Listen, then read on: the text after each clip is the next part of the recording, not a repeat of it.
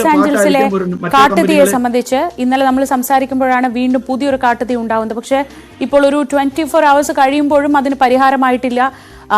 ഒരു തീയണയ്ക്കാനുള്ള ശ്രമങ്ങളൊന്നും ഇതുവരെയും ഫലം കാണുന്നില്ല എന്നതാണ് പറയുന്നത്. എന്താണ് നിലവിലെ സ്ഥിതി? അവിടെ നിന്ന് ആളുകളെ മുഴുവൻ മാറ്റി പാർപ്പിക്കാൻ കഴിഞ്ഞിട്ടുണ്ടോ? ഏകദേശം 30,000-ലധികം ആൾക്കാരെ മാറ്റി പാർപ്പിക്കണം അല്ലെങ്കിൽ മാറിപ്പോകണം എന്നുള്ള വാണിംഗ് ആണ് ഇപ്പോൾ LA-യിലുള്ള ഗവൺമെന്റ് ആ ഒരു ലോക്കൽ അഡ്മിനിസ്ട്രേഷൻ കൊടുത്തിരിക്കുന്നത്.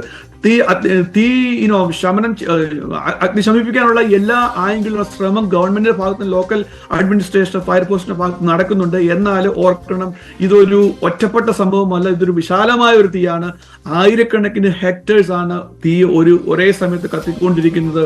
വെതർ വളരെ ബാഡ് ആയിരുന്നു ഇന്നലെ. എന്നാൽ ഇന്നത്തെ ഒരു ഗുഡ് ന്യൂസ് ആണ് പറയാനുള്ളത്. കാരണം അവിടെ മഴ പെയ്യുന്ന ഒരു സാധ്യത കാണുന്നു. ടെമ്പറേച്ചർ കൂൾ ഡൗൺ ആയിട്ടുണ്ട്, കാറ്റിന്റെ വേഗത കുറയുന്നുണ്ട്. അപ്പൊ അതുകൊണ്ട് അഗ്നിശമന സേനയ്ക്ക് ഇതിനെ കണ്ടെയ്ൻ ചെയ്യാൻ പറ്റും എന്നുള്ളൊരു ആശ്വാസത്തിലാണ് ഇപ്പം ആ LA കൗണ്ടിയിലുള്ള ഏരിയയിലുള്ള അഡ്മിനിസ്ട്രേഷന് പറയുന്നത്. എന്നാലും കാലാവസ്ഥയാണ്, എപ്പോഴും അങ്ങോട്ടും ഇങ്ങോട്ടും ചേഞ്ച് ആകാം. ഇന്നലെ നമ്മൾ സംസാരിക്കുമ്പോൾ വളരെയധികം സങ്കീർണമായിരുന്നു. ദ ഗുഡ് ന്യൂസ് എന്താണ് പറയുന്നത് ചോദിച്ചു കഴിഞ്ഞാൽ ഈ ഒരു കാട്ടുതീയിലാകത്ത് ഇതുവരെ ആളപായം ഒന്നും ഉണ്ടായിട്ടില്ല, അല്ലെങ്കിൽ മറ്റ് മെറ്റീരിയൽ നാശനഷ്ടങ്ങൾ ഉണ്ടായിട്ടില്ല. ഫോറസ്റ്റ് കത്തിനശിച്ചിട്ടുണ്ട്. LA-യിലേക്ക് ആവാസ കേന്ദ്രത്തിലേക്ക് ഇത് വരും എന്നുള്ള ആശങ്കയുണ്ടായിരുന്നു.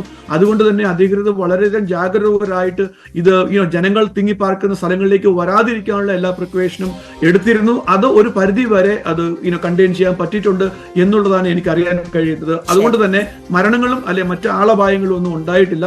ഓർക്കണം, കഴിഞ്ഞ മാസം ഇതേപോലെ ഉണ്ടായിരുന്നപ്പോൾ ഏകദേശം 27 ആൾക്കാർ മരിക്കുകയും ഏകദേശം 15,000-ലധികം സ്ട്രക്ചേഴ്സ് തീയിലാകുകയും ചെയ്തിരുന്നു. എന്നാൽ ആ ഒരു സിറ്റുവേഷനിലേക്ക് വന്നിട്ടില്ല. ഇന്നലെ വൈകുന്നേരം ഞങ്ങൾക്ക് രാത്രിയിൽ, നിങ്ങൾക്ക് മോർണിംഗിൽ നമ്മൾ സംസാരിക്കുന്ന ആ സമയത്ത് ആശങ്ക ഇതായിരുന്നു, ആ ഒരു ലെവലിലേക്ക് ഇത് പോകും എന്നുള്ളതായിരുന്നു ആശങ്ക. എന്നാൽ പ്രകൃതിയുടെ കാരുണ്യം കാരണം മഴ വരുന്നുണ്ട്, അല്ലെങ്കിൽ ടെമ്പറേച്ചർ കൂൾ ഡൗൺ ആകുന്നുണ്ട്, കാറ്റിന്റെ വേഗത കുറയുന്നുണ്ട്. അതുകൊണ്ടിട്ട് ആ ഒരു ലെവലിലേക്ക് ഇപ്പൊ പോയിട്ടില്ല എന്നുള്ളതാണ്. എന്നാൽ ഇതിനോടൊപ്പം വേറെ റിപ്പോർട്ടുകളും ഉണ്ട്.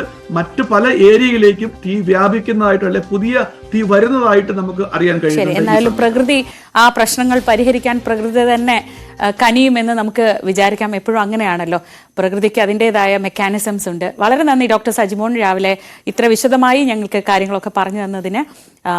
ന്യൂജേഴ്സിയിൽ നിന്ന് ഡോക്ടർ സജിമോൻ ആന്റണിയാണ് നമ്മളോട് വിശദമായി സംസാരിച്ചത്.